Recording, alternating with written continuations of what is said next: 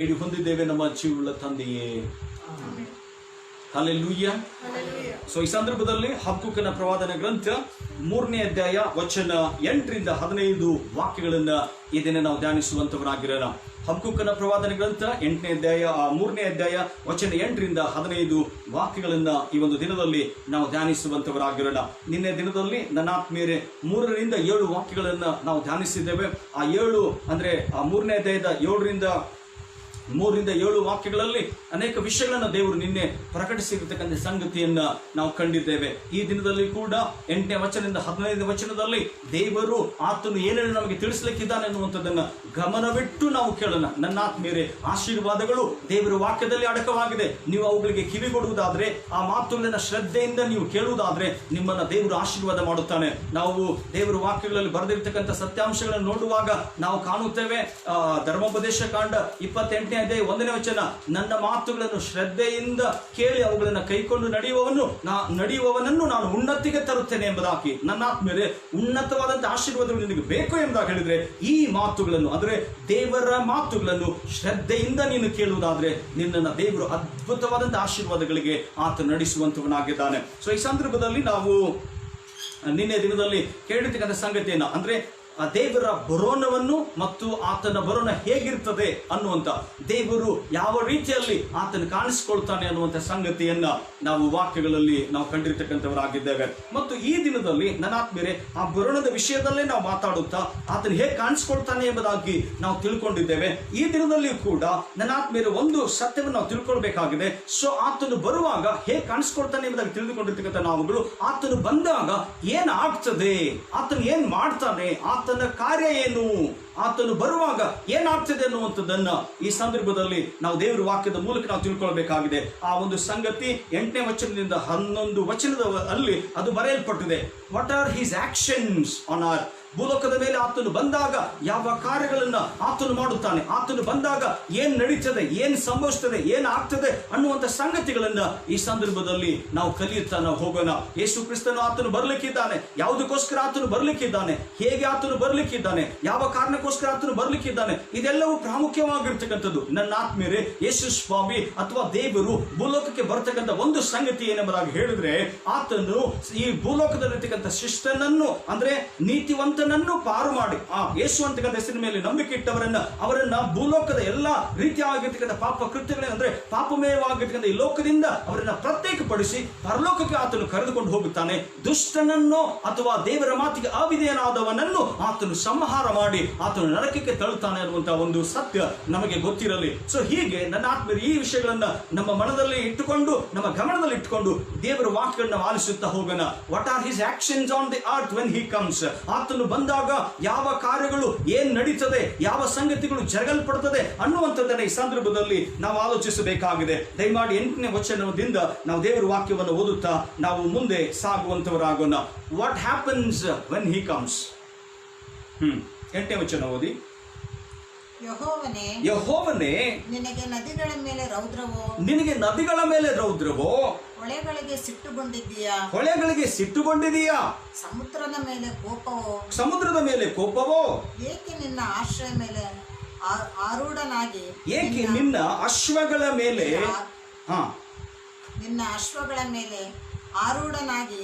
ನಿನ್ನ ಜಯರಥಗಳಲ್ಲಿ ಆಸೀನನಾಗಿ ಬರುತ್ತಿದ್ದಿ.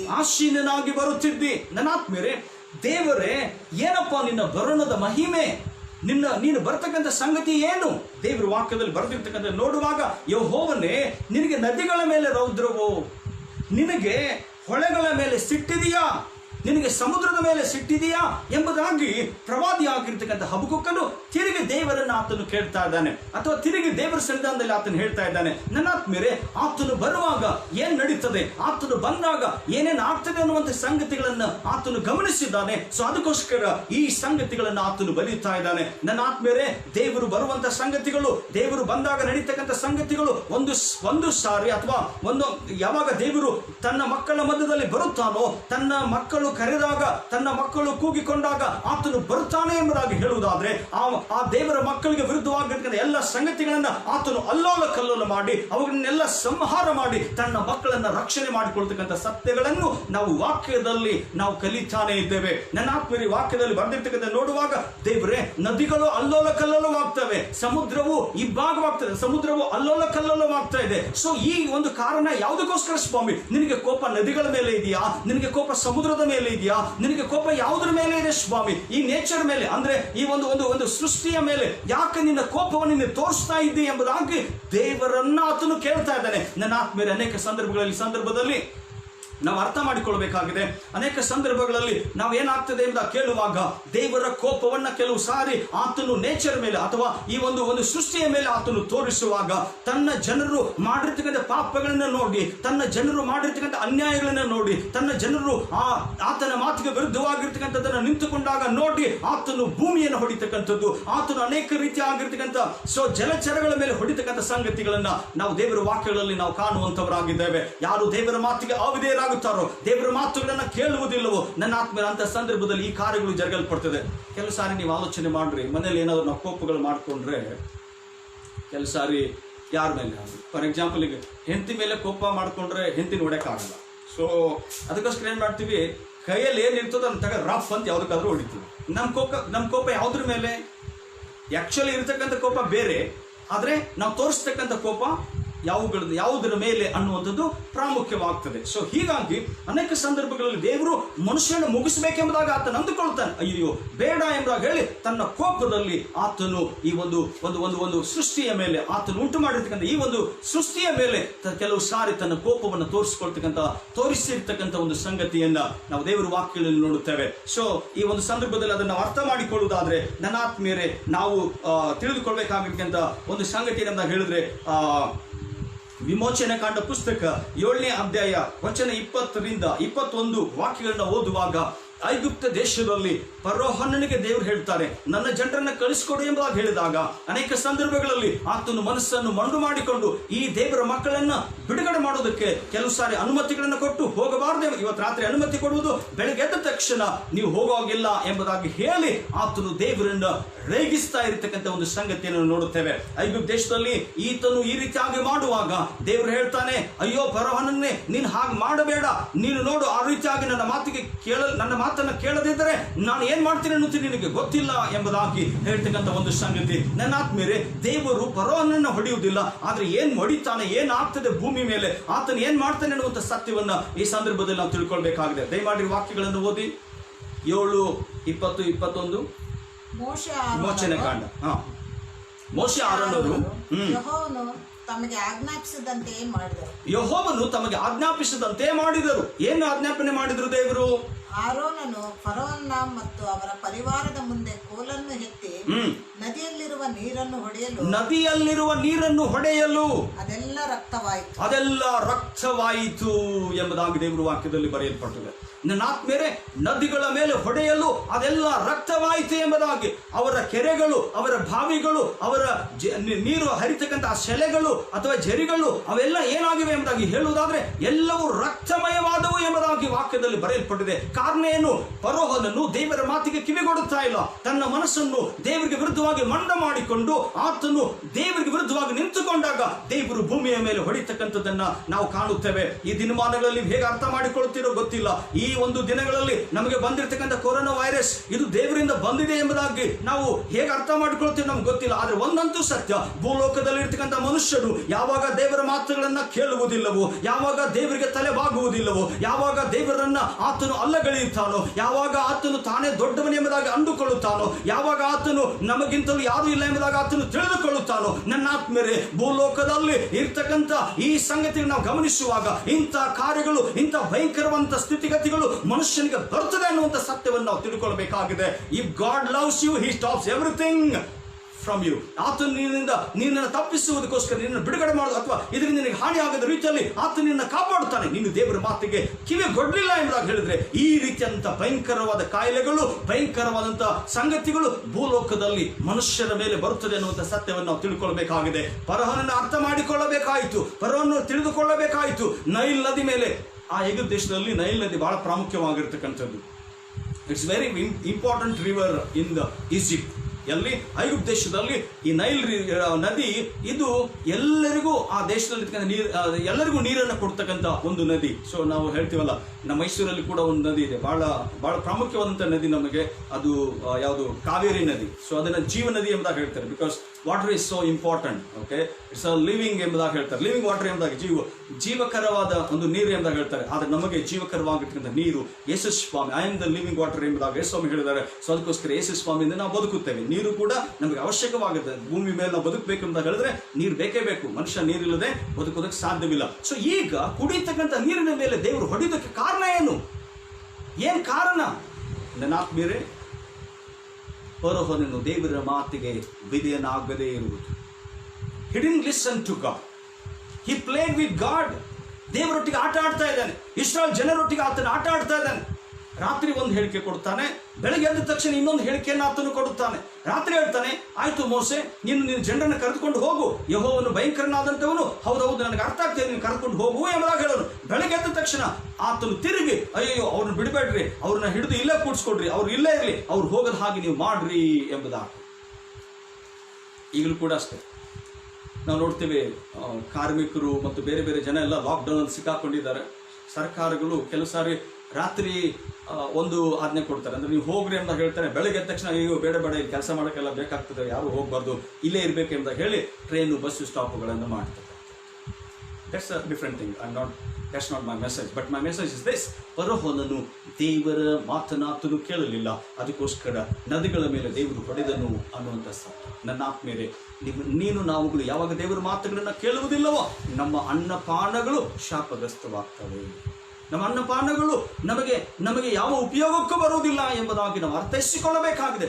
ಆತನು ದೇವರ ವಾಕ್ಯದಲ್ಲಿ ಆ ನದಿ, ನೀವು ಒಂದು ಸತ್ಯ ನಾವು ತಿಳ್ಕೊಳ್ಬೇಕಾಗಿದೆ, ಆ ವಾಕ್ಯಗಳಲ್ಲಿ ಬರೆಯಲ್ಪಟ್ಟಿದೆ. ನನ್ನ ಆತ್ಮೀಯರೇ, ಆ ಒಂದು ಐಗುಪ್ತ ದೇಶದಲ್ಲಿ ಈ ರೀತಿಯಾಗಿ ಎಲ್ಲಿ ಹೋಗಿ ನೀರನ್ನ ಅವರು ಬೋರ್ವೆಲ್ ಹಾಕ್ತಾರೋ, ಎಲ್ಲ ಇಳಿತಾರೋ, ಏನ್ ಮಾಡ್ತಾರೋ, ಎಲ್ಲಿ ಅಗಿದ್ರು ಕೂಡ ಎಲ್ಲ ರಕ್ತಮಯವಾಗಿರ್ತಕ್ಕಂಥ ನೀರು ಬರುವಂತ ಸಂಗತಿಯನ್ನ ಅಲ್ಲಿ ನೋಡುತ್ತೇವೆ. ಸೊ ಅದಕ್ಕೋಸ್ಕರ ಹಬಕ್ಕೂಕನು ಹೇಳ್ತಾನೆ, ದೇವರೇ ಏನಪ್ಪಾ ನಿನ್ನ ಬರುಣದ ಮಹಿಮೆ, ಏನಪ್ಪಾ ನದಿಗಳ ಮೇಲೆ ನಿನ್ನ ಕೋಪವೋ, ಸಮುದ್ರದ ಮೇಲೆ ನಿನ್ನ ಕೋಪವೋ ಎಂಬುದಾಗಿ ಕೇಳ್ತಕ್ಕಂಥ ಸಂಗತಿಯನ್ನ ದೇವರ ವಾಕ್ಯಗಳಲ್ಲಿ ನಾವು ಕಾಣುತ್ತಾ ಇದ್ದೇವೆ.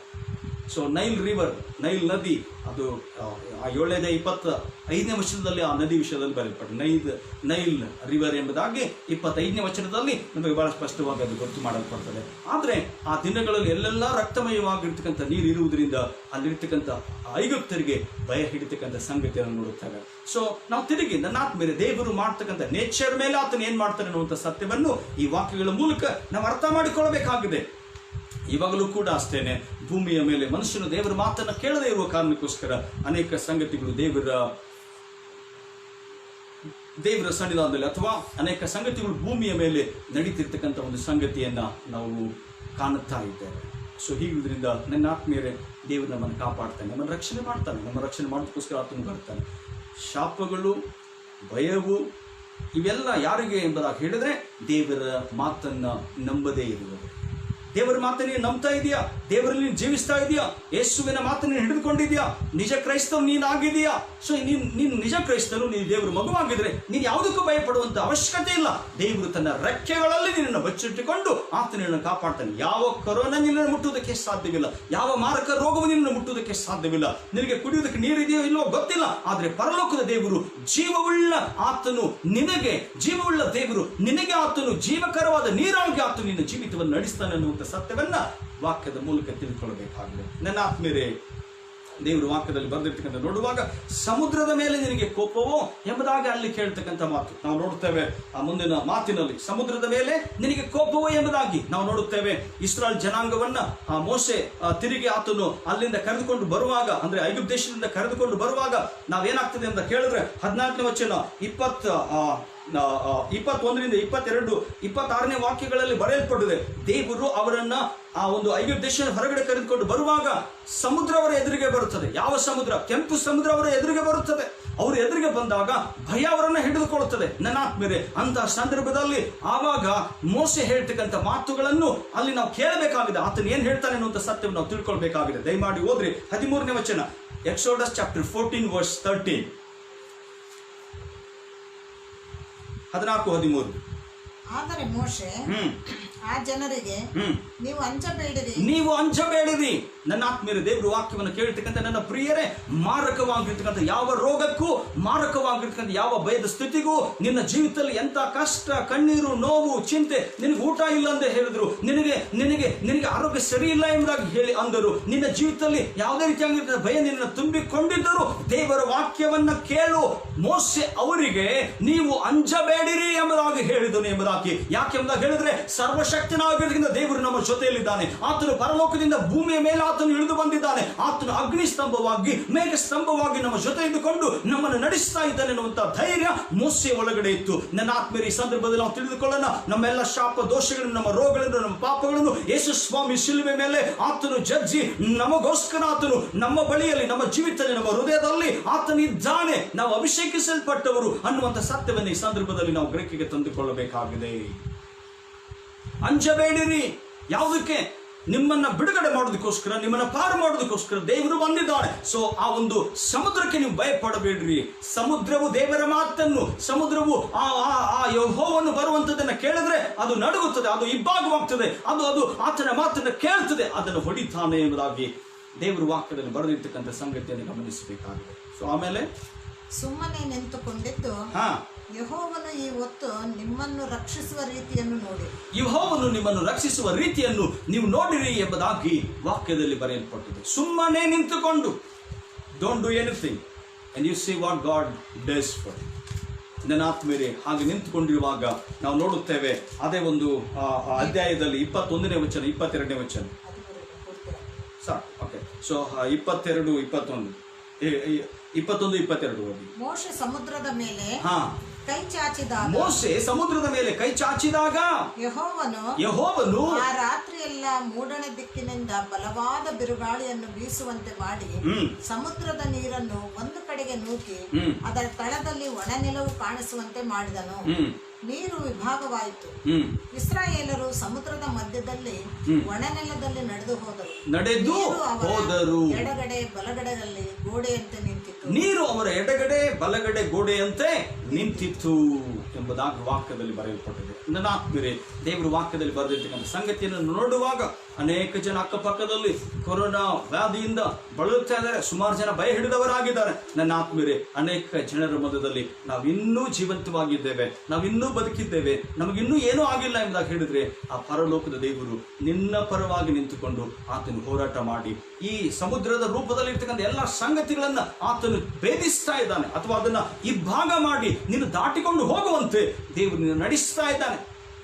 ಸೊ ಹೀಗಿರುವುದರಿಂದ ನನ್ನ ಆತ್ಮೀಯರೇ, ದೇವರ ವಾಕ್ಯವನ್ನು ಗಮನಿಸಿರಿ. ದೇವರ ಬರೋಣ ಹೇಗಿದೆ, ನಿನ್ನನ್ನು ಬಿಡುಗಡೆ ಮಾಡೋದಕ್ಕೋಸ್ಕರ ಯಾವ ರೀತಿಯಲ್ಲಿ ಆತನು ಬರುತ್ತಾ ಇದ್ದಾನೆ. ದೇವರೇ, ನದಿಗಳ ಮೇಲೆ ನಿನಗೆ ಕೋಪ ಇದೆಯಾ? ಸಮುದ್ರದ ಮೇಲೆ ನಿನಗೆ ಕೋಪ ಇದೆಯಾ? ಅವುಗಳನ್ನ ಯಾಕೆ ಹೊಡಿತಾ ಇದ್ದಿ? ನನ್ನ ಆತ್ಮೀಯರೇ, ಇಸ್ರಾಯೇಲರ ಮಧ್ಯದಲ್ಲಿ ದೇವರು ಅಂತ ಅದ್ಭುತವನ್ನು ಯಾಕೆ ಮಾಡ್ತಾ ಇದ್ದೇನೆ ಎಂಬುದಾಗಿ ಹೇಳಿದ್ರೆ, ಫರೋಹನಿಗೆ ಗೊತ್ತಾಗಬೇಕು, ನಾನು ಈ ಒಂದು ಸಮುದ್ರವನ್ನು ಯಾಕೆ ಇಬ್ಬಾಗ ಮಾಡುತ್ತಾ ಇದ್ದೇನೆ ಎಂಬುದಾಗಿ ಹೇಳಿದ್ರೆ, ನಾನು ಸರ್ವಶಕ್ತನು, ನಾನು ಉನ್ನತನಾಗಿರ್ತಕ್ಕಂಥ ದೇವರು, ಆತನಿಗೆ ಗೊತ್ತಾಗಬೇಕು. ಸುನ್ನತಿ ಇಲ್ಲದ ಆ ಮನುಷ್ಯನು ಇದನ್ನು ಅರ್ಥ ಮಾಡಿಕೊಳ್ಳಬೇಕು, ಇದನ್ನು ತಿಳಿದುಕೊಳ್ಳಬೇಕು ಅನ್ನುವಂಥ ಸತ್ಯವನ್ನ ದೇವರು ಪ್ರಕಟಿಸುವುದಕ್ಕೋಸ್ಕರ ಆ ಸಮುದ್ರದ ಮೇಲೆ ಆತನೊಬ್ಬರನ್ನು ಹೊಡೆದರೆ ಅದ ಸಮುದ್ರವನ್ನ ಇಬ್ಬಾಗ ಮಾಡಿರ್ತಕ್ಕಂಥ ನಾವು ದೇವರ ವಾಕ್ಯದಲ್ಲಿ ನಾವು ಕಾಣುತ್ತೇವೆ.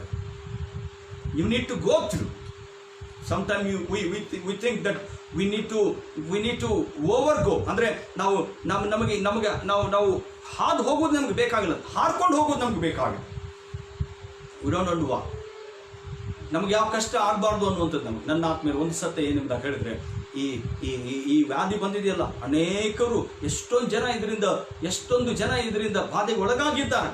ಅಂಥವರ ಮಧ್ಯದಲ್ಲಿ ದೇವರು ನಮ್ಮನ್ನು ಇನ್ನೂ ಆರೋಗ್ಯವಾಗಿ ಇಟ್ಟಿದ್ದಾನೆ ಎಂಬುದಾಗಿ ಹೇಳಿದ್ರೆ ಆತನ ಕೃಪೆ. He is looking after us. ದೇವರ ಮಾತನ್ನ ಕೇಳಿದವನ ವಿಷಯದಲ್ಲಿ ನನ್ನ ಆತ್ಮೀಯರು ದೇವರು ಹೊಡೆಯುತ್ತಾನೆ. ದೇವರ ಮಾತಿಗೆ ವಿಧೇಯನಾಗದವನನ್ನ ದೇವರು ಸುಮ್ಮನೆ ಬಿಡುವುದಿಲ್ಲ. ಮಂಡುತನ ದೇವರ ಮುಂದೆ ಮಾಡೋದಕ್ಕೆ ಸಾಧ್ಯನೇ ಇಲ್ಲ. You can't. ದೇವರ ಮುಂದೆ ನಾವು ಮಂಡುತನ ಮಾಡೋದಕ್ಕೆ ಸಾಧ್ಯ ಇಲ್ಲ. ದೇವರ ಮುಂದೆ ನಾವು ತಗ್ಗಿಸಿಕೊಳ್ಳಲೇಬೇಕು, ನಾವು ಒಪ್ಪಿಕೊಳ್ಳಲೇಬೇಕು, ಆತನು ಹೇಳಿದ ಹಾಗೆ ನಾವು ನಡೆಯಲೇಬೇಕು.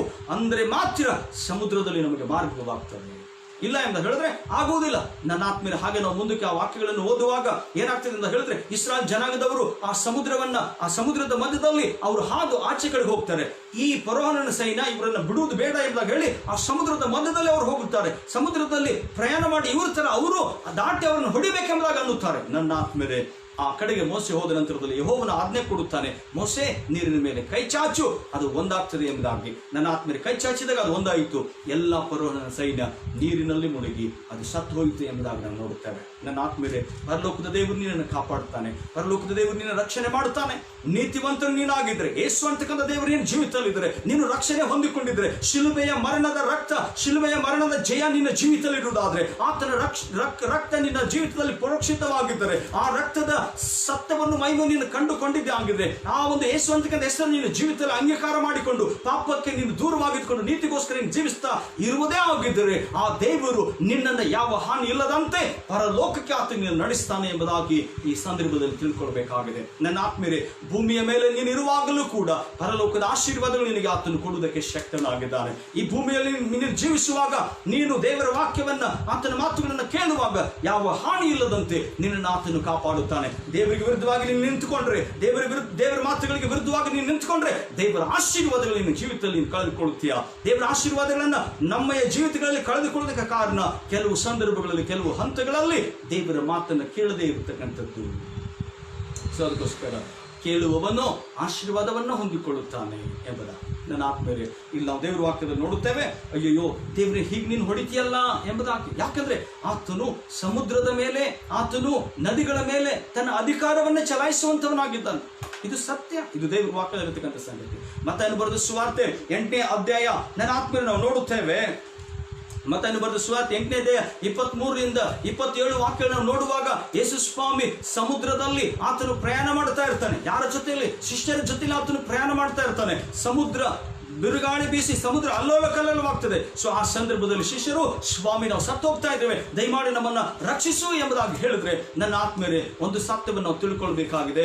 ಆ ಯೇಸು ಸ್ವಾಮಿ ಎದ್ದು ಬಿಟ್ಟು ಆತನು ಹೇಳ್ತಾನೆ, ಸಮುದ್ರಕ್ಕೆ, ಆ ಬಿರುಗಾಳಿಗೆ ಆತನು ಗದರಿಸಲು ಅವು ಶಾಂತವಾದವು ಎಂಬುದಾಗಿ ದೇವರ ವಾಕ್ಯದಲ್ಲಿ ಬರೆಯಲ್ಪಟ್ಟಿದೆ. ನೀನು ಶಿಸ್ತನಾಗಿದ್ದರೆ, ಯೇಸುವ ನೀನು ನಂಬಿದಾಗಿದ್ರೆ, ಯೇಸುಸ್ವಾಮಿ ನಿನ್ನ ಜೀವಿತದಲ್ಲಿ ಇದ್ದಾನೆ ಅನ್ನುವಂಥ ಸತ್ಯವನ್ನ ನೀನು ಅರಿತುಕೊಂಡು, ಸ್ವಾಮಿ ನನ್ನ ರಕ್ಷಿಸು ಎಂಬುದಾಗಿ ಆತನ ಪಾದದ ಬಳಿಯಲ್ಲಿ ನೀನು ಬಿದ್ದುಕೊಳ್ಳುವುದಾದ್ರೆ, ಆತನ ನಿನ್ನ ಆಶ್ರಯಿಸಿಕೊಳ್ಳುವುದಾದ್ರೆ, ಆತನು ಎದ್ದು ನಿಂತುಕೊಂಡು ಸಮುದ್ರವನ್ನು, ಬಿರುಗಾಳಿಯನ್ನು, ಅದರಿಂದ ಜೀವಿತದಲ್ಲಿರ್ತಕ್ಕಂಥ ಎಲ್ಲಾ ರೀತಿ ಬಿರುಗಾಳಿಯ ರೂಪದಲ್ಲಿ, ಸಮುದ್ರದ ಅಲ್ಲೋಲ ಕಲ್ಲನ ರೂಪದಲ್ಲಿರ್ತಕ್ಕಂಥ ಎಲ್ಲಾ ಕಷ್ಟ, ಕಣ್ಣೀರು, ಚಿಂತೆ, ನೋವುಗಳಿಗೆ ಪರಲೋಕದ ದೇವರು ಆತನು ಉತ್ತರ ಕೊಡುತ್ತಾನೆ ಅನ್ನುವಂಥದ್ದನ್ನು ಗಮನಿಸಬೇಕಾಗಿದೆ. Because he has a power over nature. ಆತನಿಗೆ ಈ ಒಂದು ಸೃಷ್ಟಿಯ ಮೇಲೆ ಅಧಿಕಾರವಿದೆ ಅನ್ನುವಂಥ ಸತ್ಯವನ್ನ ನೀನು ಅರ್ಥೈಸಿಕೊಳ್ಬೇಕಾಗಿದೆ. ನನ್ನ ಆತ್ಮೀಯರ, ದೇವರ ವಾಕ್ಯದ ಮೂಲಕ ನೀನು ನನಗೆ ತಿಳಿದುಕೊಳ್ಬೇಕಾಗಿರ್ತಕ್ಕಂಥ ಒಂದು ಸಂಗತಿ ಏನಂದ್ರೆ, if you obey the word of God, if you follow the word of God, ನೀನು ದೇವರನ್ನು, ಯೇಸು ಸ್ವಾಮಿಯ ಮಾತನ್ನು, ಆತನ ಪಾದವನ್ನು ಹಿಡಿದುಕೊಂಡು ಆತನಲ್ಲಿ ಇರುವುದಾದ್ರೆ, ನಿನಗೆ ಯಾವುದೇ ರೀತಿ ಆಗಿರ್ತಕ್ಕಂಥ ಸೃಷ್ಟಿ ಹಾನಿ ಮಾಡೋದಕ್ಕೆ ಸಾಧ್ಯವಿಲ್ಲ. ನೀನು ಒಂದು ವೇಳೆ ಆತನ ಮಾತನ್ನು ಕೇಳಲಿಲ್ಲ ಎಂಬುದಾಗಿ ಹೇಳಿದ್ರೆ, ಫರೋಹನಿನ ಸೈನ್ಯ ಸಮುದ್ರದಲ್ಲಿ ಮುಳುಗಿ ಹೇಗೆ ಸತ್ತು ಹೋಯಿತು, ಅದೇ ರೀತಿಯಲ್ಲಿ ನರಕದಲ್ಲಿ ಬಿದ್ದು ನಾವು ಕೂಡ ಸತ್ತು ಹೋಗ್ಬೇಕಾಗ್ತದೆ ಅನ್ನುವಂಥದ್ದನ್ನು ನಾವು ತಿಳ್ಕೊಳ್ಬೇಕಾಗಿದೆ. ಎರಡನೇ ಮರಣ ನಮಗೆ ಕಟ್ಟಿಟ್ಟ ಬುತ್ತಿ. ಮೊದಲನೇ ಮರಣ ಬರ್ತದೆ, ನಾವು ಸಾಯ್ತೀವಿ. ಆದ್ರೆ ಎರಡನೇ ಮರಣದಿಂದ ತಪ್ಪಿಸಿಕೊಳ್ಳುವಂಥದ್ದು ಬಹಳ ಪ್ರಾಮುಖ್ಯವಾಗಿರ್ತಕ್ಕಂಥ ಒಂದು ವಿಷಯ. ಅದು ಹೇಗೆ ಸಾಧ್ಯ? ಯೇಸುವನ್ನು ನಂಬುವುದರಿಂದ, ಯೇಸು ಸ್ವಾಮಿಯನ್ನು ಹಿಡಿದುಕೊಳ್ಳುವುದರಿಂದ, ಯೇಸು ಸ್ವಾಮಿಯ ಮಾತುಗಳನ್ನು ಕೈಕೊಂಡು ನಡೆಯುವುದರಿಂದಲೇ ಅನ್ನುವಂಥ ಸತ್ಯವನ್ನು ನಾವು ತಿಳ್ಕೊಳ್ಬೇಕಾಗಿದೆ. ಈ ಸಂದರ್ಭದಲ್ಲಿ ನನ್ನ ಆತ್ಮ ಅದಕ್ಕೋಸ್ಕರ ಪ್ರವಾದಿಕೆ, ದೇವರೇ ಯಾವುದ್ರ ಮೇಲೆ ಅಪ್ಪ ನಿನಗೆ ಕೋಪ, ಯಾವುದ್ರ ಮೇಲೆ ನಿನ್ನ ಕೋಪ ಅಂತ ತೋರಿಸ್ತಾ ಇದೆ. ಅಯ್ಯೋ ಭಯಂಕರನಾದ ದೇವರು ನೀನು ಅನ್ನುವಂಥ ಸತ್ಯ ಆ ದೇವರ ವಾಕ್ಯದಲ್ಲಿ ಬರೆಯಲ್ಪಟ್ಟಿದೆ. ಹಾಗೆ ನಾವು ಮುಂದಕ್ಕೆ ಹೋಗುವಾಗ ನನ್ನ ಆತ್ಮೀಯರೇ, ನಾವು ನೋಡುತ್ತೇವೆ, ಸಮುದ್ರದ ಮೇಲೆ ಕೋಪವು ಏಕೆ? ನಿನ್ನ ಅಶ್ವಗಳ ಮೇಲೆ ಆರೂಢನಾಗಿ ನಿನ್ನ ಜಯ ರಥಗಳಲ್ಲಿ ಆಸೀನನಾಗಿ ಬರುತ್ತಿದ್ದೆ ಎಂಬುದಾಗಿ. ಹೌದು ನನ್ನ ಆತ್ಮೀಯರೇ, ಅಶ್ವಗಳು ಎಂಬುದಾಗಿ ಹೇಳುವಾಗ ಅದು ಅದು ಅದು ಕುದುರೆಗಳು ಎಂಬುದಾಗಿ ಏನ್ ಸೂಚನೆ ಮಾಡ್ತದೆ ಎಂಬುದಾಗಿ ಹೇಳುವುದಾದ್ರೆ, ನನ್ನ ಆತ್ಮೀಯರೇ, ಯುದ್ಧ ಸಂಕೇತವನ್ನು, ಅದು ಬಲವನ್ನು ಅಥವಾ ಯುದ್ಧವನ್ನು ಗೆಲ್ಲುವುದಕ್ಕೋಸ್ಕರ ಹೊರಟಿರ್ತಕ್ಕಂಥ ಒಂದು ಜಯವೀರನ ಸಂಕೇತವನ್ನ ಆ ಕುದುರೆಗಳು ತೋರಿಸ್ತಕ್ಕಂಥ ಒಂದು ಸಂಗತಿಯನ್ನು ನೋಡುತ್ತೇವೆ. ಅಂದ್ರೆ ಸಿದ್ಧತೆಯ ಸಂಕೇತವೂ ಕೂಡ ಕುದುರೆಯದಾಗಿದೆ ಎಂಬುದಾಗಿ ನಾವು ತಿಳ್ಕೊಳ್ಬೇಕಾಗಿದೆ. ಕುದುರೆ ಮೇಲೆ ಒಬ್ಬ ಸವಾರ ಸವಾರನ್ನು ಕುಳಿತುಕೊಂಡ್ರೆ ಅದು ಸಿದ್ಧವಾಗಿರ್ತದೆ, ಯಾವಾಗ ಎಂಬುದಾಗಿ ಗೊತ್ತಿಲ್ಲ. ಆ ಲಗಾಮನ್ನ ಆತನು ಬಿಟ್ರೆ ಸಾಕು, ಒಂದೇ ಸಾರಿ ಅದು ಓಡುವುದಕ್ಕೆ ಪ್ರಾರಂಭವಾಗ್ತದೆ. ನನ್ನ ಆತ್ಮೀಯರೇ, ಆತನು ಕುದುರೆ ಮೇಲೆ ಕುಳಿತುಕೊಂಡಿದ್ದಾನೆ ಎಂಬುದಾಗಿ ಹೇಳುವುದಾದ್ರೆ, ಆತನು ಅಶ್ವಬಲದ ಮೇಲೆ ಕುಳಿತುಕೊಂಡಿದ್ದಾನೆ ಎಂಬುದಾಗಿ ಹೇಳುವುದಾದ್ರೆ, ಅದರ ಸೂಚನೆ ಹಿ ಈಸ್ ಕಮ್ಮಿಂಗ್, ಆತನು ಬರುತ್ತಾ ಇದ್ದಾನೆ, ಆತನು ಬರುತ್ತಾ ಇದ್ದಾನೆ ಅನ್ನುವಂಥದ್ದೇ ಅದರ ಸೂಚನೆ. ಆತನು ಬರುತ್ತಾ ಇದ್ದಾನೆ ಅನ್ನುವಂತ ಒಂದು ಸೂಚನೆ ಅದಾಗಿದೆ. ಜಯ ರಥದಲ್ಲಿ ನೀನು ಆಸೀನನಾಗಿದೆ ಎಂಬುದಾಗಿ. ಹೌದು ನನ್ನ ಆತ್ಮೀಯರೇ, ಆತನು ಆ ಕುದುರೆಗಳನ್ನು, ಅಥವಾ ಅಲ್ಲಿ ನಾವು ನೋಡುವಾಗ ಐಗುಪ್ತ್ಯರು ಬ್ಯಾಬಿಲೋನ್ ದೇಶದವರು ಒಂದು ಸಂಗತಿಯನ್ನು ನೋಡುತ್ತೇವೆ. ಆ 1ನೇ ಹಬಕ್ಕೂಕನ ಪ್ರವಾದನ ಗ್ರಂಥ 1ನೇ ಅಧ್ಯಾಯ 8ನೇ ವಾಕ್ಯದಲ್ಲಿ ಹೀಗೆ ಬರೆಯಲ್ಪಟ್ಟಿದೆ, ಅವರ ಕುದುರೆಗಳು ಚಿರತೆಗಳಿಗಿಂತ ವೇಗವಾಗಿವೆ ಎಂಬುದಾಗಿ ಅಲ್ಲಿ ಬರೆಯಲ್ಪಟ್ಟಿದೆ. ಯಾರ ವಿಷಯದಲ್ಲಿ? ಬ್ಯಾಬಿಲೋನ್ ದೇಶದವರ ವಿಷಯದಲ್ಲಿ. ಬ್ಯಾಬಿಲೋನ್ ದೇಶದವರ ಕುದುರೆಗಳು ಚಿರತೆಗಿಂತಲೂ ವೇಗ. ಸೊ ವೇಗಕ್ಕೆ ಹೆಸರುವಾಸಿ ಆಗಿರ್ತಕ್ಕಂಥ ಪ್ರಾಣಿ ಎಂಬುದಾಗಿ ಹೇಳಿದ್ರೆ ಅದು ಚಿರತೆಗಿಂತ ಯಾವುದೋ ಪ್ರಾಣಿ ಓಡೋದಿಲ್ಲ. ಆದರೆ ಬ್ಯಾಬಿಲೋನ್ ದೇಶದವರ ಕುದುರೆಗಳು ಚಿರತೆಗಿಂತಲೂ ವೇಗವಾಗಿ ಹೋಗ್ತದೆ ಎಂಬುದಾಗಿ ಹೇಳಿದ್ರೆ ಅವರ ಅವರ ಅವರ ಅವರ ಬಲ, ಅವರ ಶಕ್ತಿ, ಅವರ ವೇಗ ಎಷ್ಟಿದೆ ಅನ್ನುವಂಥದ್ದು ನಾವು ತಿಳ್ಕೊಳ್ಬೇಕಾಗಿದೆ. ನನ್ನ ಆತ್ಮೇಲೆ ದೇವರ ವಾಕ್ಯದಲ್ಲಿ ತಿರುಗಿ ನಾವು ನೋಡುತ್ತೇವೆ, ಯೆಹೋವನ ಆಗಮನ ಅಶ್ವಬಲದಲ್ಲಿ, ಯೆಹೋವನ ಆಗಮನ, ಆತನು ಅಶ್ವದ ಮೇಲೆ ಅಂದ್ರೆ ಕುದುರೆ ಮೇಲೆ ಆತನು ಕುಳಿತುಕೊಂಡಿದ್ದಾನೆ ಎಂಬುದಾಗಿ ಹೇಳಿದ್ರೆ, ಜಯದ ರಥದಲ್ಲಿ ಆತನು ಕುಳಿತುಕೊಂಡಿದ್ದಾನೆ ಎಂಬುದಾಗಿ ಹೇಳಿದ್ರೆ, ಯಾವ ಚಿರತೆಯಲ್ಲ, ಯಾವ ಸಿಂಹವಲ್ಲ, ಯಾವುದೇ ರೀತಿ ಆಗಿರ್ತಕ್ಕಂಥ ಬಲಾಢ್ಯ ದೇಶಗಳಲ್ಲ, ಯಾವುದೂ ಅಲ್ಲ, ಆತನು ಬರುತ್ತಾನೆ ಎಂಬುದಾಗಿ ಹೇಳಿದ್ರೆ ಒಂದೇ ಕ್ಷಣದಲ್ಲಿ ಆತನು ಎಲ್ಲಿರಬೇಕು ಅಲ್ಲಿ ಇರುತ್ತಾನೆ. ಆ ಕುದುರೆಗಳು ಆ ಸ್ಥಳದಲ್ಲಿ ಇರುತ್ತವೆ ಅನ್ನುವಂಥ ಸತ್ಯವನ್ನ ಈ ಸಂದರ್ಭದಲ್ಲಿ ನಾನು ನೀವುಗಳು ಅರ್ಥೈಸಿಕೊಳ್ಳಬೇಕಾಗಿದೆ. ಸೊ ಅದಕ್ಕೋಸ್ಕರ ಈ ಸಂದರ್ಭದಲ್ಲಿ ಕುದುರೆಗಳ ವಿಷಯದಲ್ಲಿ ಆತನು ಮಾತಾಡ್ತಾ ಇದ್ದಾನೆ. ಸೊ ಕುದುರೆಗಳ ಮೇಲೆ ಆತನು ಬರುವಂತ ಸಂಗತಿಯನ್ನ ಹಬಕ್ಕೂಕನು ಇಲ್ಲಿ ತಿಳಿಸುವಂತದನ್ನು ನೋಡುತ್ತೇವೆ. ನಿನ್ನ ಅಶ್ವಗಳ ಮೇಲೆ ಆರೂಢನಾಗಿ ನಿನ್ನ ಜಯರಥದಲ್ಲಿ ಆಸೀನನಾಗಿ ಬರುತ್ತಿದ್ದಿ, ನಿನ್ನ ಬಿಲ್ಲು ಈಚೆಗೆ ತೆಗೆಯಲ್ಪಟ್ಟಿದೆ. ಆಹಾ, ನಿನ್ನ ವಾಗ್ಬಾಣಗಳು ನಿಶ್ಚಿತ ಅಂದ್ರೆ ಖಂಡಿತವಾಗ್ಲು ನೀನು ಬಾಣನ್ನು ಹಿಡಿದುಕೊಂಡಿದ್ದೆ ಎಂಬುದಾಗಿ ಹೇಳಿದ್ರೆ ಅದನ್ನ ಯಾರ ಎದೆಗೆ ನೀನು ತೂರಿಸಬೇಕೋ ಅವರ ಎದೆಗೆ ನೀನು ತೂರಿಸ್ತೀ ಎಂಬುದಾಗಿ. ಯಾರ ಎದೆಗೆ? ದೇವರ ಮಾತನ್ನು ಕೇಳದೇ ಇರ್ತಕ್ಕಂಥವ್ರ ಎದೆಗೆ, ದೇವರ ಮಾತಿಗೆ ವಿಧೇಯರಾಗದೇ ಇರ್ತಕ್ಕಂಥವ್ರ ಎದೆಗೆ, ಮೊಂಡುತನ ತೋರಿಸ್ತಕ್ಕಂಥವ್ರ ಎದೆಗೆ, ಅವರಿಗೆ ಪದೇ ಪದೇ ಹೇಳಿದ್ದನ್ನ ಅಂದ್ರೆ ದೇವರ ಮಾತನ್ನ ಕೇಳಲಾರದೆ ಪದೇ ಪದೇ ಪಾಪಗಳನ್ನೇ ಮಾಡ್ತಕ್ಕಂಥವ್ರ ಜೀವಿತದಲ್ಲಿ ಆ ಬಾಣಗಳನ್ನು ಆತನು ಬಿಡುತ್ತಾನೆ ಎಂಬುದಾಗಿ ಅರ್ಥೈಸಿಕೊಳ್ಬೇಕಾಗಿದೆ. ಅಯ್ಯೋ ಮನುಷ್ಯನೇ, ಇನ್ನು ಈ ಸಂದರ್ಭದಲ್ಲಿ ದೇವರ ವಾಕ್ಯದ ಮೂಲಕ ತಿಳ್ಕೊಳ್ಬೇಕಾಗಿದೆ, ಆತನ ಬಾಣ ಸಿದ್ಧವಾಗಿದೆ. ದೇವರ ಕೋಪದಿಂದ ತಪ್ಪಿಸ್ಕೊಳ್ಬೇಕಾ? ಯೇಸುವನ್ನು ನೀನು ನಂಬು, ಯೇಸುವನ್ನು ನೀನು ತಿಳಿದುಕೋ, ಯೇಸುವನ್ನು ನೀನು ಹಿಡಿದುಕೋ, ಅಷ್ಟೇ ಸಾಕಾ? ಇಲ್ಲ, ದೇವರು ನೀನು ಹೇಳಿದ ಹಾಗೆ ನಾನು ಕೇಳುತ್ತೇನೆ, ನಿನ್ನ ಮಾತಿಗೆ ನಾನು ವಿಧೇಯನಾಗುತ್ತೇನೆ ಎಂಬುದಾಗಿ ಹೇಳಿ ಯೇಸುವಿನ ಮಾತಿನಂತೆ ನೀನು ಜೀವಿಸುವುದಾದ್ರೆ, ಯೇಸು ಹೇಳ್ತಿರ್ತಕ್ಕಂಥದ್ದೇನು? ಪಾಪ ಮಾಡಬೇಡ, ಹೋಗು ಎಂಬುದಾಗಿ. ನಿನ್ನೆ ದಿನದಲ್ಲಿ ನಾನು ಹೇಳಿದೆ, ವ್ಯಭಿಚಾರಿಣಿಯ ಸ್ತ್ರೀಯನ್ನ ಯೇಸು ಸ್ವಾಮಿ ಮುಂದೆ ನಿಲ್ಲಿಸಿ ಅಥವಾ ಆಕೆಯನ್ನು ತೆಗೆದುಕೊಂಡು ಬಂದು ಮೋಶೆ ಧರ್ಮಶಾಸ್ತ್ರ ಹೇಳ್ತದೆ ಆಕೆ ಮೇಲೆ ನಾವು ಕಲ್ಲು ಹಾಕೋಣವು, ಯಾಕಂದ್ರೆ ವ್ಯಭಿಚಾರದಲ್ಲಿ ಸಿಕ್ಕಿ ಹಾಕಿಕೊಂಡಿರ್ತಕ್ಕಂಥವರನ್ನ ಕಲ್ಲೆಸೆದು ಕೊಲ್ಲಬೇಕೆಂಬುದಾಗಿ ಮೋಶೆ ಧರ್ಮಶಾಸ್ತ್ರ ಹೇಳ್ತದೆ. ನಾವು ಹಾಗೆ ಮಾಡಬಹುದು ಎಂಬುದಾಗಿ ಕೇಳಿದಾಗ ಯೇಸು ಹೇಳ್ತಾನೆ, ನಿಮ್ಮಲ್ಲಿ ಯಾರಲ್ಲಿ ಪಾಪವಿಲ್ಲವೋ ಆಕೆಯ ಮೇಲೆ ಕಲ್ಲು ಹಾಕಲಿ ಎಂಬುದಾಗಿ. ಯಾರು ಕಲ್ಲು ಹಾಕೋದಕ್ಕಾಗ್ಲಿಲ್ಲ, ಎಲ್ಲರೂ ವಾಪಸ್ ಹೋಗ್ತಾರೆ. ಆಮೇಲೆ ಯೇಸು ಸ್ವಾಮಿ ಆಕೆಯನ್ನು ನೋಡಿ, ಆಕೆ ಯೇಸಮ್ಮನ್ನು ನೋಡುವಾಗ ಯೇಸಮ್ಮ ಆಕೆಗೆ ಒಂದು ಮಾತನ್ನು ಹೇಳ್ತಾನೆ, ಅಮ್ಮ ಮಗಳೇ, ಇನ್ನು ಮೇಲೆ ಪಾಪ ಮಾಡಬೇಡ, ಹೋಗು ಎಂಬುದಾಗಿ. ಸೊ ಹೀಗಿರೋದ್ರಿಂದ ನನ್ನ ಆತ್ಮೀಯರೇ, ಯೇಸು ಸ್ವಾಮಿ ಮಾತು ನಾವು ಕೇಳಬೇಕಾಗಿದೆ, ಯೇಸು ಸ್ವಾಮಿ ಮಾತಿಗೆ ನಾವು ಕಿವಿಗೊಡಬೇಕಾಗಿದೆ. ಯಾಕಂದ್ರೆ ಯೇಸು ಸ್ವಾಮಿ ಆತನು ನಮಗೋಸ್ಕರ ಶಿಲುಬೆ ಮೇಲೆ ತೂಗು ಹಾಕಲ್ಪಟ್ಟಿದ್ದಾನೆ. ಪಾಪಕ್ಕೆ ಶಿಕ್ಷೆ ಏನೆಂಬುದಾಗಿ ನಿನಗೆ ಅರ್ಥವಾಗಬೇಕಾ? ಪಾಪದ ಘೋರತೆ ಎಷ್ಟು ಎಂಬುದಾಗಿ ನಿನಗೆ ಅರ್ಥವಾಗಬೇಕಾ? ಆ ಕಲ್ವಾರಿ ಕ್ರೂಶನ್ನು ಒಂದು ಸಾರಿ ನೆನಪಿಗೆ ತಂದುಕೋ. ಪಾಪಕ್ಕೆ ಶಿಕ್ಷೆ ಇಲ್ಲ ಎಂಬುದಾಗಿ ನೀನು ತಿಳಿದುಕೊಳ್ಳಬೇಡ. ನಿನ್ನನ್ನು ಪಾಪದಿಂದ ಬಿಡಿಸುವುದಕ್ಕೋಸ್ಕರ ಅಂತ ಘೋರವಾದ ಶಿಕ್ಷೆಯನ್ನ ಪರಲೋಕದ ದೇವರು ಯೇಸು ಸ್ವಾಮಿ ಶಿಲುಬೆ ಮೇಲೆ ಆತನು ನಿನಗೋಸ್ಕರ ತಾಳಿಕೊಂಡಿದ್ದಾನೆ. ಆತನು ನಿನಗೋಸ್ಕರ ಅದನ್ನು ಅನುಭವಿಸಿದ್ದಾನೆ. ಅನೇಕ ಜನ ಅಂದುಕೊಳ್ತಾರೆ, ಅಯ್ಯೋ ಎಲ್ಲ ಪಾಪ ಕ್ಷಮಿಸ, ಏನೂ ಆಗೋದಿಲ್ಲ, ಈ ಕಡ್ಡು ಎನ್ನುತ್ತೇನೆ. ಕೇರ್ಫುಲ್, ನಿನಗೇನೂ ಆಗುವುದಿಲ್ಲ. ಎಲ್ಲಿವರೆಗೂ ನೀನು ಯೇಸುವನ್ನು ನಿನ್ನ ಜೀವಿತದಲ್ಲಿ ಇಟ್ಕೊಂಡು ಆತನ ಮಾತಿಗೆ ವಿಧೇಯನಾಗುತ್ತೀಯೋ ಅಲ್ಲಿವರೆಗೂ ನಿನಗೇನೂ ಆಗುವುದಿಲ್ಲ. ಆತನ ಮಾತಿಗೆ ಅವಿಧೇಯನಾಗಿ ನಿಂತುಕೊಂಡ್ರೆ ನಿನ್ನನ್ನು ದೇವರು ಬಿಡುವುದಿಲ್ಲ ಅನ್ನುವಂಥ ಸತ್ಯವನ್ನು ತಿಳಿದುಕೊಳ್ಳಬೇಕು. I am included in that. ನಾನು ಹೇಳುವಂಥ ಮಾತುಗಳಲ್ಲಿ ನನ್ನ ಜೀವಿತವೂ ಕೂಡ ಇದೆ. I must ಒಬೇ my god. ಆತನು ಹೇಳ್ತಕ್ಕಂಥ ಇನ್ನು ಮೇಲೆ ಪಾಪ ಮಾಡಬೇಡ. ಅನೇಕ ಜನ ಕುಡಿಕತನದಲ್ಲಿ, ಸಿಗರೆಟ್ ಸೇದುವುದರಲ್ಲಿ, ವ್ಯಭಿಚಾರಗಳಲ್ಲಿ, ಕೆಟ್ಟತನದಲ್ಲಿ, ಮೋಸತನದಲ್ಲಿ ತುಂಬಿಕೊಂಡು ದೇವರ ಮಾತಿಗೆ ಕಿವಿಗೊಡುತ್ತಾ ಇಲ್ಲ, ದೇವರ ಮಾತುಗಳನ್ನು ಕೇಳ್ತಾ ಇಲ್ಲ. ತಮಗಿಷ್ಟ ಬಂದ ಹಾಗೆ ಅವರು ಮಾಡ್ತಾ ಇದ್ದಾರೆ. ಕಾರಣ ಏನು? ದೇವರು ಪಾಪಗಳನ್ನು ಕ್ಷಮಿಸ್ತಾರೆ. ಎಷ್ಟು ಸಾರಿ ನಿನ್ನ ಪಾಪಗಳನ್ನು ಕ್ಷಮಿಸ್ತಾರೆ? ನನ್ನ ಆತ್ಮೀಯರೇ, 770 ಸಾರಿ ದೇವರು ಕ್ಷಮಿಸ್ತಾನೆ. ಹೌದಾ? ದೇವರ ವಾಕ್ಯದಲ್ಲಿ ಬರೆದಿದೆ, ತಿಳಿದುಕೋ, ಅರ್ಥ ಮಾಡಿಕೋ. ತಿಳಿದು ತಿಳಿದು ಪಾಪ ಮಾಡುವವನ ಪಾಪಗಳು ಕ್ಷಮಿಸಲ್ಪಡುವುದಿಲ್ಲ ಎಂಬುದಾಗಿ.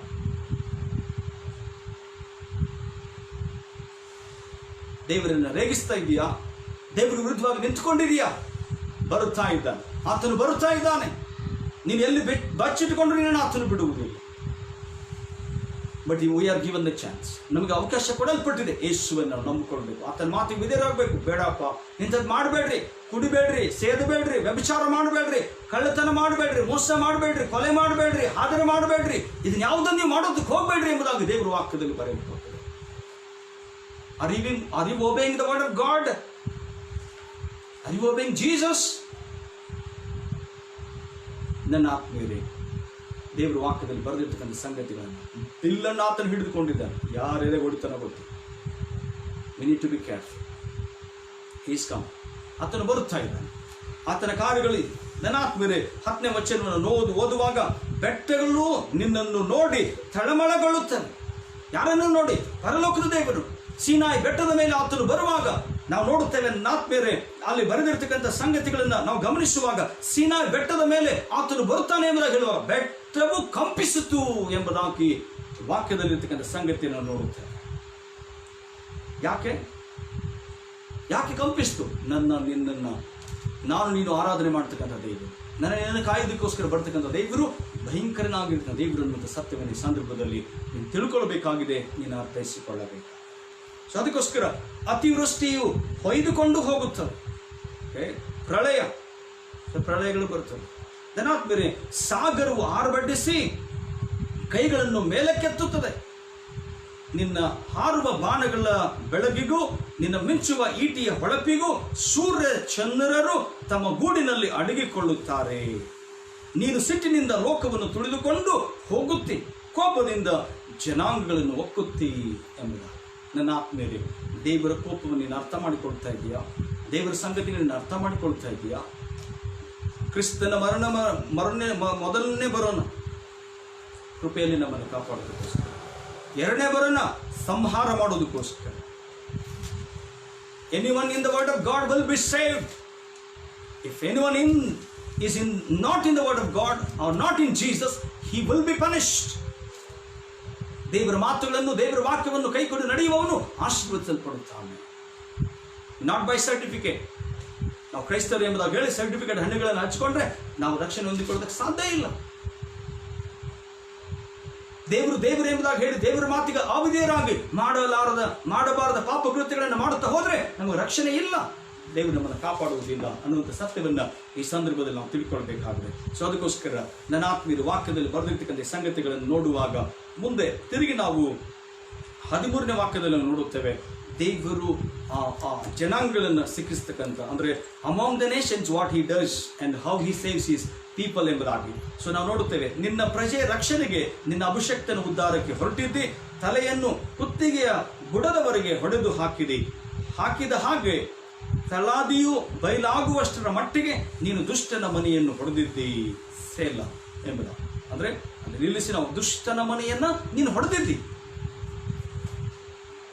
ಪಾಪಿಷ್ಟನ ದೇವರು ಅಂದ್ರೆ ದೇವರ ಮಾತಿಗೆ ಅವಿಧೇಯರಾಗಿರ್ತಕ್ಕಂಥವರನ್ನ ದೇವರು ಬಿಡುವುದಿಲ್ಲ ಅನ್ನುವಂಥ ಸತ್ಯವನ್ನು ತಿಳ್ಕೊಳ್ತಾರೆ. ಪಾಪಿಗಳನ್ನ ಆತನು ಪ್ರೀತಿ ಮಾಡುತ್ತಾನೆ, ಎಚ್ಚರಿಕೆ ಕೊಡುತ್ತಾನೆ, ಹೇಳ್ತಾನೆ ಪಾಪವನ್ನು ಬಿಟ್ಟು ಬಿಡ್ರಿ ಎಂಬುದಾಗಿ ಆತನು ಹೇಳ್ತಾನೆ.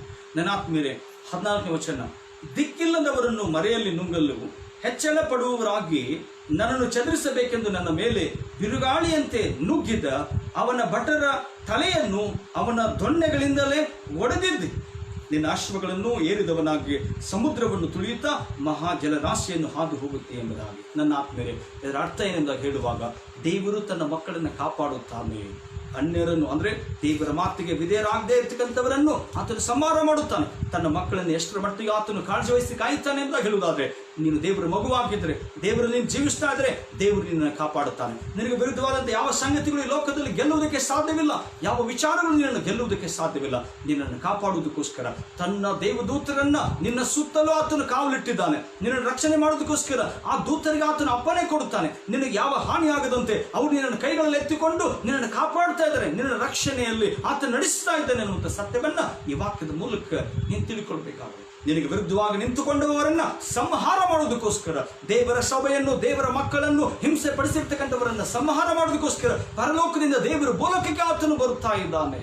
ನಿನ್ನನ್ನು ಪರಲೋಕಕ್ಕೆ ಕರೆದುಕೊಂಡು ಹೋಗುವುದಕ್ಕೋಸ್ಕರ ನೀನು ಈ ನರಕದ ಯಾತನೆಯಲ್ಲಿ ಅಥವಾ ಲೋಕದ ಒಂದು ಕೆಟ್ಟತನದಲ್ಲಿ ನೀನು ಜೀವಿಸಬಾರ್ದು, ನಿನ್ನ ಮೇಲೆ ನನ್ನ ಜೊತೆಲಿ ಇರಬೇಕು ಎಂದಾಗಲಿ ಆತನು ತಿರುಗಿ ನಿನ್ನನ್ನು ಕರೆದುಕೊಂಡು ಹೋಗುವುದಕ್ಕೋಸ್ಕರ ಆತನು ಬರಲಿಕ್ಕಿದ್ದಾನೆ ಅನ್ನುವಂಥ ಸತ್ಯವನ್ನು ನಾವು ತಿಳ್ಕೊಳ್ಬೇಕಾಗಿದೆ. ನಿನ್ನನ್ನು ಮುಟ್ಟಿದವರನ್ನ ದೇವರು ಬಿಡುವುದಿಲ್ಲ ಅನ್ನುವಂಥ ಸತ್ಯ ಈ ವಾಕ್ಯಗಳ ಮೂಲಕ ತಿಳ್ಕೊಳ್ಬೇಕಾಗಿದೆ.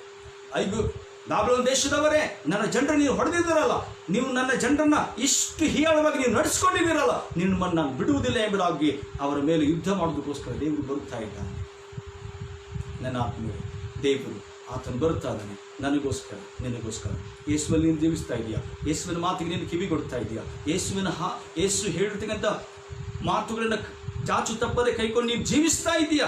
ಇದನ್ನು ದೇವರು ಕಾಪಾಡಿಕೊಂಡು ನಿನ್ನ ಆತನ ಪರಲೋಕಕ್ಕೆ ತೆಗೆದುಕೊಂಡು ಹೋಗ್ತಾನೆ. ನಿನ್ನ ಪಾಪಗಳು ಕಡು ಕೆಂಪಾಗಿದ್ದರೂ ಹಿಮದ ಹಾಗೆ ಆತನು ಬೆಳ್ಳಗೆ ಮಾಡಿದ್ದಾನೆ, ನಿನ್ನ ಆಶೀರ್ವಾದ ಮಾಡಿದ್ದಾನೆ, ನಿನ್ನ ಆತನ ಕೃಪೆಯನ್ನು ತುಂಬಿಸಿದ್ದಾನೆ. ಸೊ ಹೀಗಿದ್ದರಿಂದ ದೇವರ ಬರೋಣ ಅದು ಬಹಳ ಭಯಂಕರವಾಗಿರ್ತಕ್ಕಂಥದ್ದು. ಆತನು ಸಮುದ್ರವನ್ನು, ನದಿಗಳನ್ನು ಆತನು ಹೊಡೆಯುತ್ತಾನೆ. ಎಚ್ಚರಿಕೆಯಿಂದ ನಾವಿರೋದು.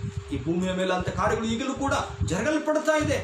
ಮನುಷ್ಯನೇ, ನಾನು ನೀನು ಅಂದುಕೊಳ್ಳುವಂಥವನ ವಿಷಯದಲ್ಲಿ ಭೂಮಿಯ ಮೇಲೆ ಇಂಥ ಒಂದು ಭಯಂಕರವಂತ ಸ್ಥಿತಿ ಮನುಷ್ಯನಿಗೆ ಬಂದಿರುವಾಗ ಈಗ ಅಂಟ ಇದ್ದಾನೆ, ದೇವರೇ ಎಲ್ಲಿದೆಯಪ್ಪ, ನಮ್ಮನ್ನು ಕಾಪಾಡು ಎಂಬುದಾಗಿ ದೇವರನ್ನ ಆತನು ಹುಡುಕ್ತಾ ಇದ್ದಾನೆ. ಆತನು ಕೇಳ್ತಾನೆ.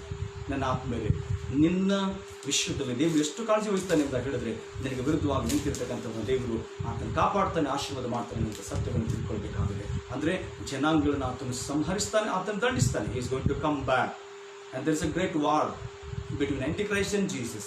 ಒಂದು ದೊಡ್ಡ ಯುದ್ಧ ನಡೆಯಲ್ಪಡ್ತದೆ ಅಂತ್ಯದಲ್ಲಿ. ಸೊ ಆ ಯುದ್ಧ ಬಹಳ ಭಯಂಕರವಾಗಿರ್ತಕ್ಕಂಥದ್ದು. ಸೊ ಹೀಗಿದ್ದರಿಂದ ದೇವರು ಯೇಸು ಸ್ವಾಮಿ ಬರುತ್ತಾ ಇದ್ದಾನೆ. ನಾವು ಎಚ್ಚರಿಕೆಯಿಂದ ಇರೋಣ. ನನ್ನ ಆತ್ಮರೇ, ದೇವರ ಮಾತಿಗೆ ನಾವು ತಲೆಬಾಗೋಣ. ಕ್ರೈಸ್ತರು ಎಂಬುದಾಗಿ ಹೇಳಿದ್ರೆ ಸಾಲದು, ದೇವರ ಮಾತಿಗೆ ತಲೆಬಾಗುವವನೇ ಕ್ರೈಸ್ತನು.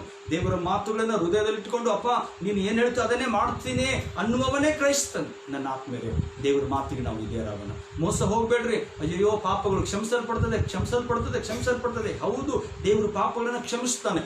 ಆದರೆ ತಿಳಿದು ಮಾಡಿದ ಪಾಪಗಳನ್ನ ದೇವರು ಕ್ಷಮಿಸುವುದಕ್ಕೆ ಸಾಧ್ಯವಿಲ್ಲ. ನಾವು ಅಂಥ ಪಾಪಗಳನ್ನ ಒಳಗಾಗುವುದು ಬೇಡ.